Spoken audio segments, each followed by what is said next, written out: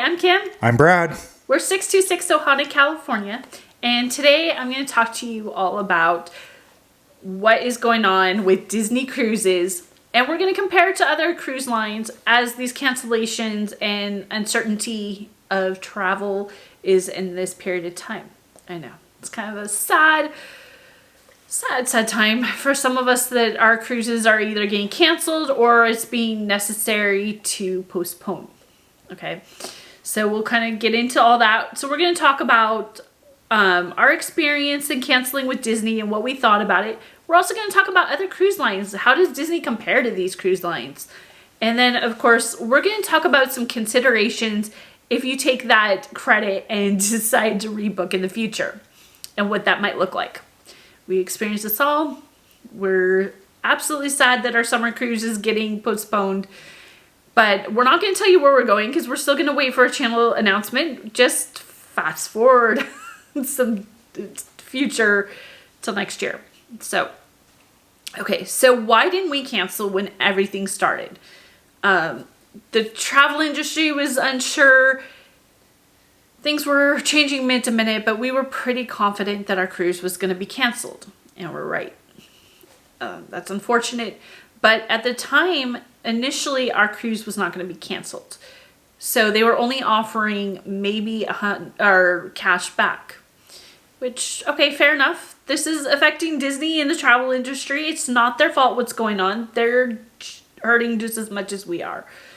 And let's be honest, to go on a Disney cruise is a pretty penny. It's not cheap. So we decided we were going to take our chances and wait for that 125% credit to future cruises. So future cruise credit is what they're calling it. So we decided we wanted to wait for that. We didn't want to risk losing our whole money. We wanted to see if we could make the most of the situation. So we did. So Disney offered us 125% cruise credit on top of what we paid. Wow, right? I mean, Disney's starting too. So we were happy with that. And we didn't know if they were really going to cancel it or, everything was in limbo for a little while. So that was kind of a go with the flow, see what happens. We didn't think we wanted to go. Let's be honest. This is a nasty, nasty virus. And, you got to be flexible when things are changing. Anyway, so that's why we waited. So let's compare this to the other cruise lines and what they're offering. First of all, Carnival is offering 100% future cruise credit and or onboard credit. So you can take either or. The onboard credit is $600 for 6 days or over, and then $300 credit for 5 days or less. So that has to be used by December 2020. It's okay. Yeah. I kind of like what Disney did better, and you'll see why with us, because I learned a lot about through our booking, and I'll get to that. And Celebrity is offering 125% future cruising credit. That's a mouthful. But anyways, through May 11th at this point. And May 12th to September 1st is 100% future cruise credit. And they just have to be used by December 2021. Okay. Yeah. Holland America is 125%, and that's through October 15th departure dates, and $125 onboard credit as well. And those have to be used, okay, this is where it's not so good. They have to be used by December 2020, this year. Okay, our travel industry is a little up in the air for that. I think they could have done better, but that's me.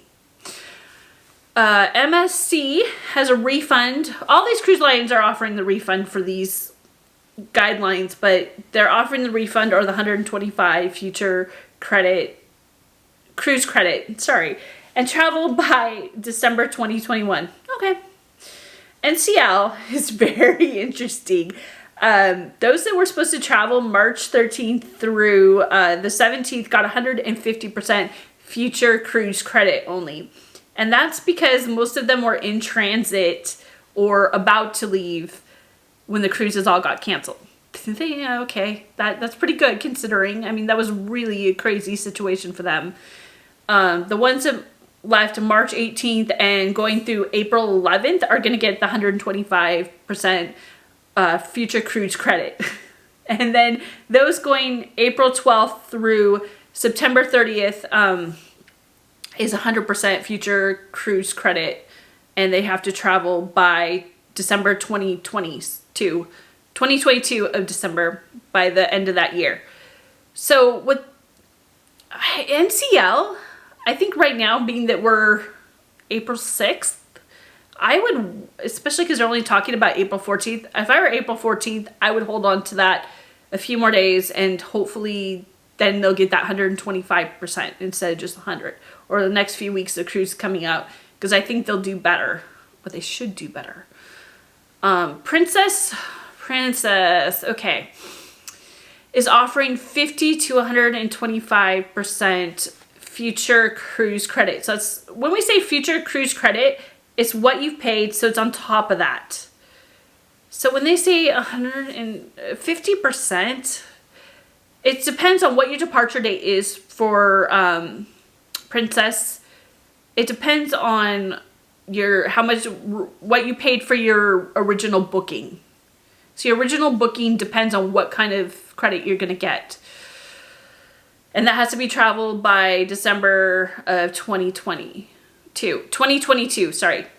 Princess, I think and there's different options. Princess is really confusing to get through and figure out what you get back.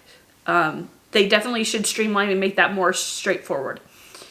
Royal Caribbean is offering a 125% future cruise credit, and that's until the end of 2021. Okay. Viking is using the 125% future cruise credit to use within 24 months. All right. Those are okay. Disney, the one thing you're gonna get out of Disney is customer service. Everybody was friendly on the phone. I waited on the phone about 15-20 minutes, which isn't bad considering all these people's vacations are in upheaval at the moment and everybody's trying to rebook and shuffle around. I will tell you, there is a lot of, for the cruises that we're looking at, I was even on the phone with them, and the room I wanted all of a sudden became unavailable. So there is a lot of booking. It's a little bit more competitive. You have to consider Disney has a smaller fleet than some of these bigger cruise lines. So when we rebooked, it was going to be a little bit more expensive because it's a year later. They didn't change those prices from when they first, like let's say from a few weeks ago when they were released, or kind of consistent with what time this would be for booking out if nothing had happened. But it covered the cost of our rooms. We were able to get the rooms a week later, and the uncertainty for us is we have Hayden, so we had to consider that his school year may change. What they've consistently been out traditionally this certain week every year, but I pushed it back just to give myself a safety net for our family. So that's another thing when you're considering these cruises. Is it enough time for you to be flexible school schedules? The other thing was, so Disney said we have the 125% future cruise credit 15 months from our original sale date to book and to complete or start our travel. So that was okay. That's some flexibility. And so we looked at the rooms, and they of course go up year to year. It didn't fluctuate wildly that we couldn't all of a sudden afford the room that we could have a year later at the same time. Now, when you book these future travels, you got to understand, if you were going on an off-season sale date and all of a sudden you wanted to go into a prime, school's out, middle of summer, those prices would have been different anyways. So keep that in mind. So what we could do with our room cost didn't add up to the price of what that 125% future cruise credit. So we have extra, which is kind of nice. So that money gets put into our Castaway K membership number. And so we have that to use anytime. We have a few options. Our first option is we could use it any way we want to on board. So we could use it for excursions and spa days and, you know, some drinks or the alcohol tasting classes, things like that. That could be a really fun spa day. But I don't know. And some great excursions that maybe would have been a little bit more pricey without it. So it's kind of a nice option. The second thing we could do is use that to go towards the cost of a second cruise. It's not enough to pay for a full another cruise, but it's a decent chunk. So it just depends on the kind of room. I've heard of people wanting to upgrade their rooms on the cruises when they rebooked using some of that credit. The cast member I was on the phone with said the last lady she talked to said she was going to go on a Tiffany spending spree on board and get some fancy excursions. So there's things that you can do with it. I'm still trying to do the second cruise. Brad is hesitant. We'll see who wins that one. But if not, I'm going to have a really fun spa day. We'll see. And I'll review the spa, but we'll see. Either way, I'm happy with the way they handled it. Not Disney's fault. So good on them. Good on the cruise industry for trying to step up in difficult times. And like I said, it's not their fault. They're suffering too. But you could also turn some of that suffering upside down into your benefit. I know, that sounds really bad, doesn't it? So Disney, I'm probably going to say this is not so much true for Disney because they're a smaller fleet and these rooms have been going fast from when I talked to the cast members and them trying to wiggle things around and figure things out. They've been very busy. A lot of people have taken this 125 future cruise credit. So if I were looking at something of is, you know what, right now we're not in the financial best spot to be, yes, I would take back the 100% refund and that's all you get. But it's still generous considering what's going on. You're not going, no harm, no fail, missed vacation, sad, but you know, times can be hard right now for people.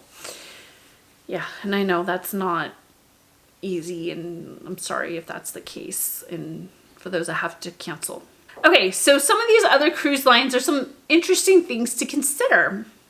Some of these have really large fleets. Some of these cruises, it's going to take a while to maybe rebound, gain the trust, all these other things. Some people can maybe use that to the advantage because like Disney would have let us put it all into account, make a decision later of when we wanted to cruise.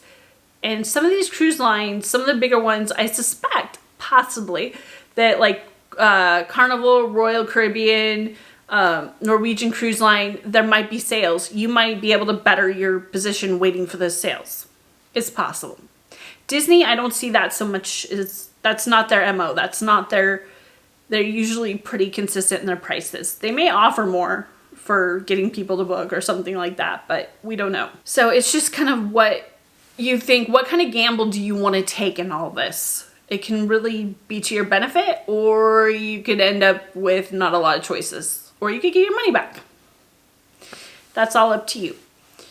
So the things I want to talk about is what do you want to consider going forward if you want to cruise this year into 2020, quite especially summer. There's a lot of uncertainties. First of all, you got to think about certain states have travel restrictions, like Florida right now. This is current. This could change any single day. Is currently, if you're coming from one of the hot spots, New York, New Jersey, Connecticut, you have a 14-day self-quarantine per the state. And if you're going into a different country, some of these countries are closed to cruise ship ports right now, and they may still, because who knows what, it's all uncertain. So you have to maybe be able to say, like right now, the Bahamas is closed. You can't use a port. They may, even if Disney starts cruising again, not let the ships go into the Bahamas. So that would be your Nassau days, your Castaway Cay days, things like that. So take those into consideration. Your itinerary may be altered. Maybe good, maybe bad, who knows. So it's just something to be aware of. I think if you're going to travel this year in 2020 with a cruise, you're going to have to be really flexible and know that things could change really quickly for you. Nobody, I wish we had the crystal ball. If we had a crystal ball, that would be great. But I always say that at work too. I don't have a crystal ball. If I did, I'd be a millionaire, right? You guys would all want to pay to know when we cruise again. But, you know, and, you know, what happens if there's a second wave? There's talk about a second wave of this. If everything opens up and all of a sudden there's a second wave, you could be stuck somewhere. So please take that into consideration. Food for thought. It's just really uncertain. I'd say definitely for summer, possibly into fall, late year. So just be aware, be flexible. And if you get your trip, I'm really excited for you. I'd love to hear about it. So with Brad and Hayden, we love to hear from our viewers. So anyways, I'm curious if any of you guys are canceling or if you guys are going for the future cruise credit and what you guys are doing if you get that 125%. Are you upgrading your rooms? Are you looking at it, using it towards another cruise? Do you plan to do some shopping? I don't know. Kind of interesting to kind of bounce things back and forth. All right, so I want to say, and Brad and I both want to say, we have to do this from social distancing. I work in a hospital. I can't afford risking potentially infecting Brad if I were to have it. So that's why it's just me today. So anyways, we want you all to be safe and healthy, and we wish you the best, and we hope that maybe some Disney planning will bring some magic into your life. So with that being said, we're going to say goodbye and find your magic. Bye, everybody.